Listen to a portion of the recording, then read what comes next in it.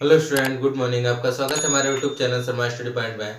और इस वीडियो में यहाँ पर बताएंगे आपके लिए यूपी टेट का यहाँ पर एक टॉपिक है। बहुत ही इंपॉर्टेंट टॉपिक है यूपी टेट का। क्या टॉपिक है मैं आपके लिए बता दूं। यहाँ पर यूपी टेट का इंपॉर्टेंट टॉपिक ये है कि परिसर।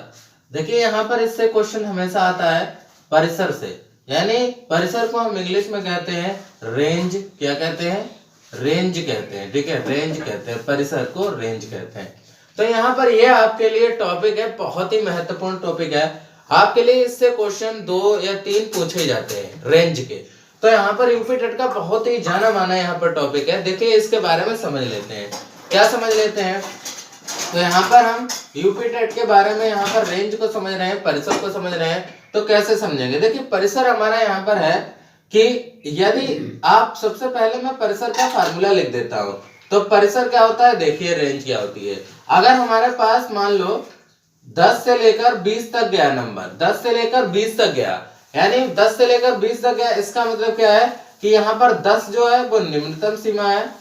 क्या है? निम्नतम सीमा। ध्यान से सुन लेना, निम्नतम सीमा, सीमा यानी लिमिट। और यहाँ पर जो है ये 20 जो है वो कैसी है? ये अपर लिमिट है, यानी उच्चतम सीमा मानी जाएगी। क्या मानी जाएगी? उच्चतम सीमा मानी जाएगी।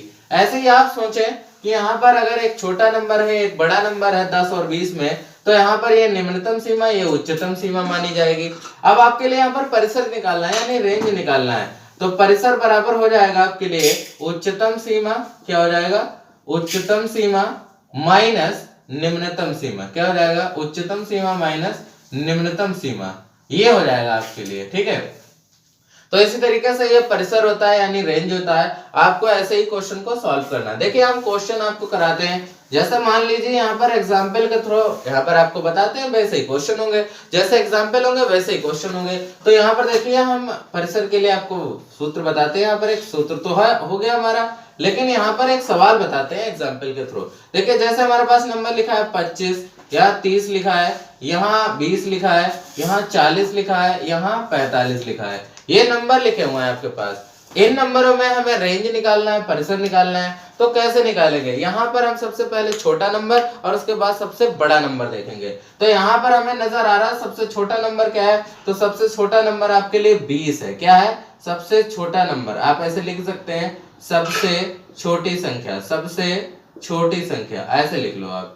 सबसे छोटी संख्या क्या है? 20 है। सबसे छोटी संख्या क्या है? 20 है। इसके बाद सबसे बड़ी संख्या, सबसे बड़ी संख्या। ठीक है, सबसे बड़ी संख्या। तो सबसे बड़ी संख्या क्या है यहाँ पर? यहाँ पर है 45। क्या है? 45 सबसे बड़ी संख्या है। और सबसे छोटी संख्या क्या है? 20। तो इनका हमें अंतर निकाल लेना पड़ेगा, यानी इन प्रेक्षणों का अंतर। तो यहाँ पर देखिए अंतर, यानी अंतर निकालोगे जिसे हम परिसर कहेंगे। क्या कहेंगे? परिसर कहेंगे, रेंज कहेंगे। तो निकाल लेते हैं यहाँ पर 45 माइनस 20, 45 माइनस 20, यानी 45 में से 20 ये घटा दीजिए, 5 बचेगा, 4 में से 2 गया 2, यानी 25। यही हमारा क्या हो जाएगा? आंसर हो जाएगा। यही जो है 25 यहाँ पर हो, यहाँ पर जो 25 है वो आपके लिए आंसर हो जाएगा, यानी परिसर हो जाएगा। क्या हो जाएगा? परिसर हो जाएगा। बात समझ रहे हो?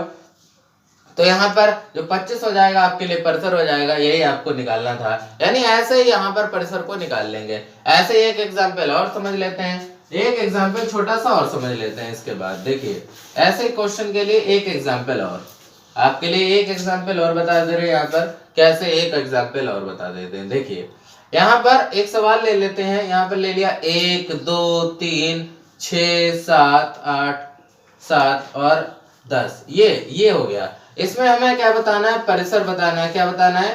परिसर बताना है, रेंज बताना है आपके लिए इसमें, क्योंकि ये क्वेश्चन रेंज वाला ही ऐसे करके आता है कि आप परिसर बताएं उसका। कुछ भी हो सकता है, ये वर्ष मान लो, वर्ष हो सकते हैं, कुछ भी हो सकता है। तो यहाँ पर इनका परिसर क्या होगा इनके? तो यहाँ पर आप देख सकते हैं सब 1 2 3 6 8 7 10। सबसे पहले यहाँ पर सबसे छोटी संख्या लिखेंगे, सबसे छोटी संख्या। तो यहाँ पर सबसे छोटी संख्या क्या है? सबसे छोटी संख्या यहाँ पर देख सकते हैं आप 1 है। क्या है? 1 है। सबसे छोटी संख्या 1 है। और सबसे बड़ी संख्या क्या है? सबसे बड़ी संख्या, सबसे बड़ी संख्या। तो सबसे बड़ी संख्या आप देख सकते हैं यहाँ पर 10 है। क्या है? 10 है। तो सबसे बड़ी संख्या हो गई 10। अब यहाँ पर क्या करेंगे आप, इनका अंतर निकाल लेंगे, यानी यहाँ पर अंतर निकालेंगे जिसे ही हम परिसर कहेंगे। क्या कहेंगे? परिसर कहेंगे, रेंज कहेंगे। तो इसका अंतर निकाल लेंगे। देखिए यहाँ पर परिसर, तो परिसर क्या हो जाएगा हमारा, तो 10 - 1 हो जाएगा। क्या हो जाएगा? 10 - 1। तो 10 - 1 क्या कितना हो जाएगा? तो 9 हो जाएगा। कितना हो जाएगा? 9। यही हमारा क्या हो जाएगा? आंसर हो जाएगा, यहीं पर हमारा परिसर हो जाएगा। तो यहाँ पर हमने सीखा इस वीडियो में कि परिसर कैसे निकालते हैं, रेंज कैसे निकालते हैं। पूरा यहाँ पर आपके लिए समझ में आ गया होगा कि रेंज क्या होती है। तो रेंज होती है उच्चतम सीमा माइनस निम्नतम सीमा, या उच्चतम जो सबसे बड़ी संख्या माइनस सबसे छोटी संख्या आप निकाल सकते हैं। आपके लिए आंकड़े दिए गए होंगे, आप आंकड़ों में देख लोगे सबसे बड़ी संख्या माइनस सबसे छोटी संख्या। तो इस तरीके से यहाँ पर इस क्वेश्चन को सॉल्व कर सकते हैं, और रेंज के क्वेश्चन आते ही रहते हैं। तो यहाँ पर आपके लिए इस वीडियो में बता दिया गया है कि रेंज क्या होती है और रेंज को कैसे सॉल्व करते हैं। Thank you for watching this video.